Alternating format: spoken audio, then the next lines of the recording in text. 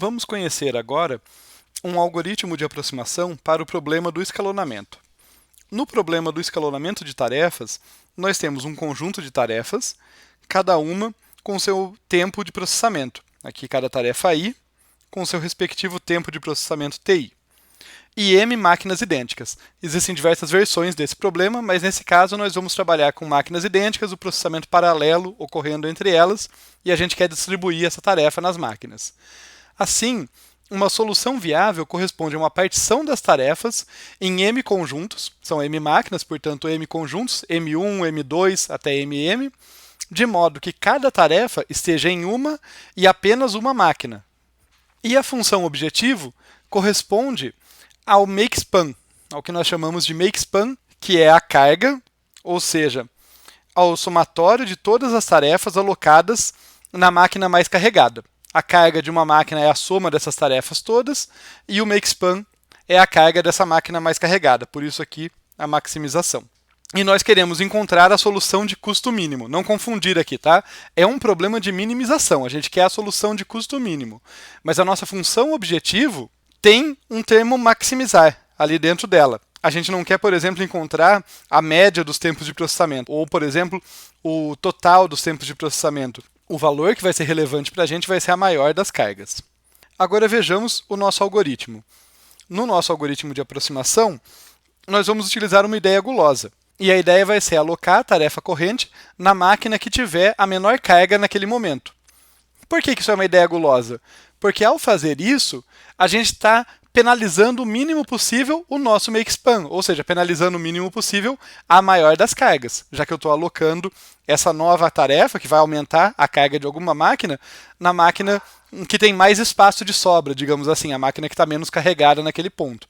Só para passar pelo algoritmo, para ver isso com um pouquinho mais de detalhe, nós começamos com todas as máquinas aqui sem ninguém na sua partição, o MJ é igual a vazio para todas as máquinas, e para cada tarefa que a gente vai considerar aqui ao longo do laço principal, em cada iteração a gente considera uma tarefa aí diferente, a gente vai verificar qual que é a máquina J que tem a menor das cargas. A carga dela corresponde a esse somatório dos tempos de processamento das tarefas que já estão alocadas a ela. Sendo J essa máquina menos carregada, a gente coloca aquela nova tarefa na máquina J. No final, a gente devolve a carga da máquina mais carregada aqui. E aqui eu deixei essa dúvida, né? Reconhecem esse algoritmo? Porque agora eu estou apresentando ele como um algoritmo de aproximação, mas se vocês olharem bem, vocês vão ver que ele é exatamente o primeiro algoritmo guloso que a gente viu para o problema do escalonamento, lá na segunda semana do curso. Notem que isso não é contraditório. O que faz um algoritmo ser de aproximação é ele ter uma garantia de qualidade. Naquele momento, eu apresentei esse algoritmo para vocês como um algoritmo guloso, porque, de fato, ele utiliza um critério guloso. Mas eu não mostrei nenhuma garantia de qualidade, então, a princípio, a gente não sabia que ele tinha qualquer garantia. Agora a gente vai mostrar que ele tem, por isso ele vai fazer jus a estar nessa categoria de algoritmos de aproximação. Começando, então, a análise, vamos considerar que a máquina mais carregada é a máquina J. Tá? Alguma máquina tem que ser a mais carregada, pode ter empate, mas pelo menos uma máquina tem que ser a mais carregada. Eu vou dizer que é a máquina J, dentre as M máquinas que eu tenho ali, a máquina J aqui é a mais carregada. E existe alguma tarefa que foi a última a ser alocada nessa máquina. Eu vou dizer que essa é a tarefa K. Tá bom? Que no caso aqui tem tempo de duração TK aqui, tempo de processamento TK igual a 3, né? São 3 quadradinhos. Não é relevante que seja igual a 3, isso é só um exemplo. O que é relevante para a gente é que essa foi a última tarefa a ser alocada na máquina J. Eu não estou dizendo que ela foi a última tarefa a ser alocada em qualquer máquina, em todo o problema. Eu só estou dizendo que ela foi a última a entrar aqui na máquina J, que acabou correspondendo à máquina que faz, a máquina que corresponde ao meu makespan, é a máquina mais carregada. Por que então que essa máquina mais carregada e a tarefa K aqui, que tem tempo de duração TK, vão ser relevantes para a gente? Principalmente pelo seguinte motivo. Eu vou detalhar matematicamente, mas usando a figura que eu quero chamar a atenção para vocês. Pelo critério guloso do algoritmo, no momento em que a gente foi colocar a tarefa K, a gente olhou para todas as máquinas e alocou ela na máquina menos carregada. Então, naquele momento, a máquina J, que agora é a mais carregada, era a menos carregada. Olhem que interessante. A máquina J, com todas as tarefas dentro dela agora, com a carga atual corresponde ao meu makespan. No entanto, a máquina J sem a tarefa TK tem carga menor ou igual a qualquer outra máquina. É essa propriedade que a gente vai explorar. Então, começando aqui a análise com mais formalismo matemático, eu vou definir formalmente o que eu já tenho chamado aqui de carga para vocês. Eu vou usar a letra L aqui, L de load. Então, a carga da máquina J, aqui é L de J, é o somatório dos TIs para todo I pertencente a MJ, somando ali o tempo de processamento de toda a tarefa que está na máquina J. Essa aí é a nossa carga. E a primeira observação é essa que eu fiz com o auxílio da figura no slide anterior para vocês. Qualquer máquina J' vai ter carga L de J' maior ou igual que LJ menos TK. Porque no momento em que eu fui colocar o TK lá na minha máquina, eu escolhi LJ porque ela tinha a menor carga possível. Então todas as outras tinham carga maior ou igual que ela. A partir dessa propriedade aqui, essa propriedade que é central para a gente, eu vou dizer, tá legal, então quer dizer que, embora LJ seja a maior carga dentre todas, LJ menos TK é menor ou igual que qualquer carga. Assim, eu vou generalizar essa ideia aqui, comparando LJ menos TK com as cargas de todas as outras máquinas aqui, eu vou dizer que LJ menos TK vezes M é menor ou igual que o somatório dos LJ', para J' variando aqui ao longo de todas as máquinas. Aí eu só usei essa desigualdade que eu mostrei antes para vocês, que eu argumentei antes para vocês, M vezes.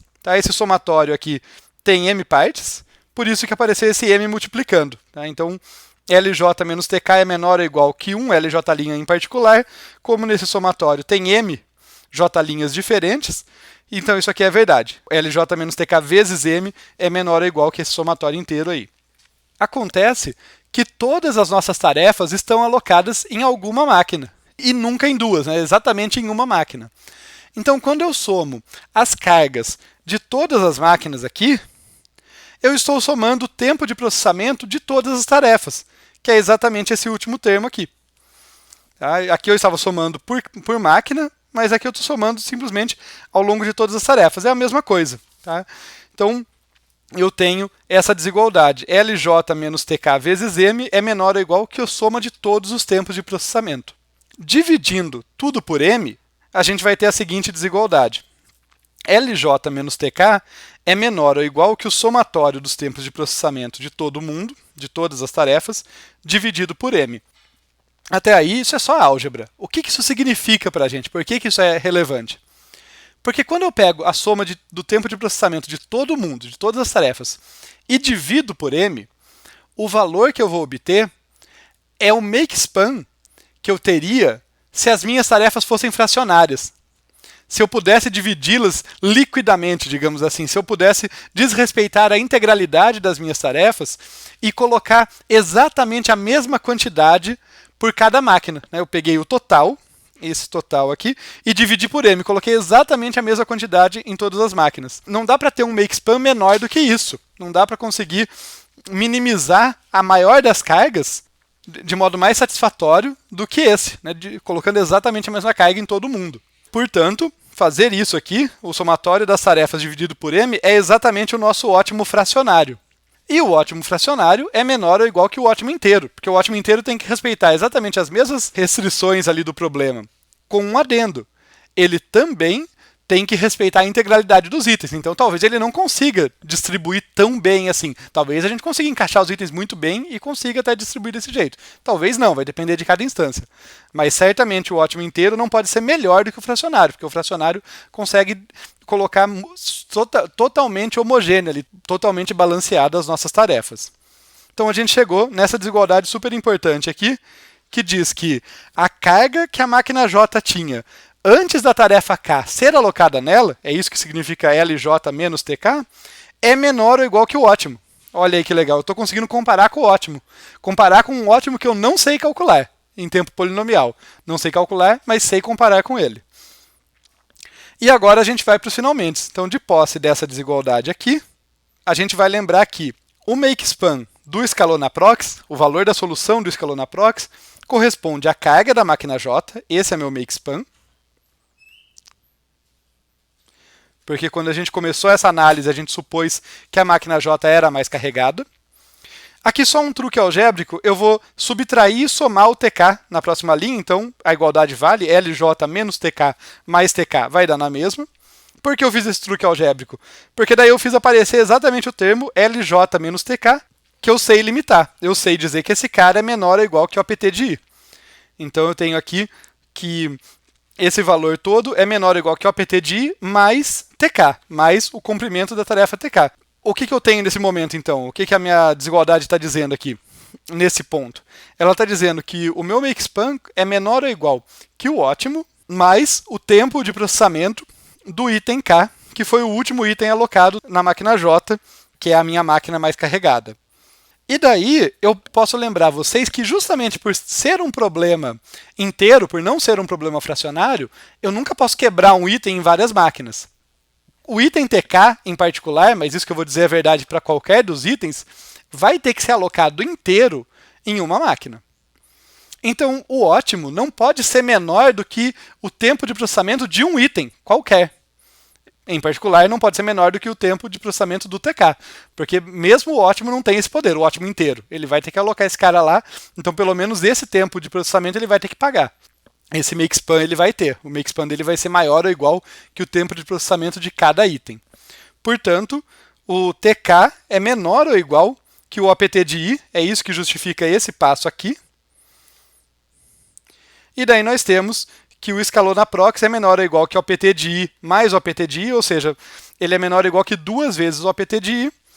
E lembrando da definição que eu apresentei no primeiro vídeo sobre algoritmos de aproximação, nós garantimos que o escalonaprox é uma 2 aproximação, ou seja, sua solução nunca é pior do que 2 vezes o ótimo.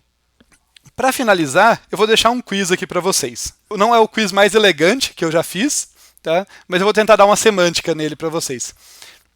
Olha só, se o tempo de processamento de qualquer tarefa for no máximo 10% desse termo aqui.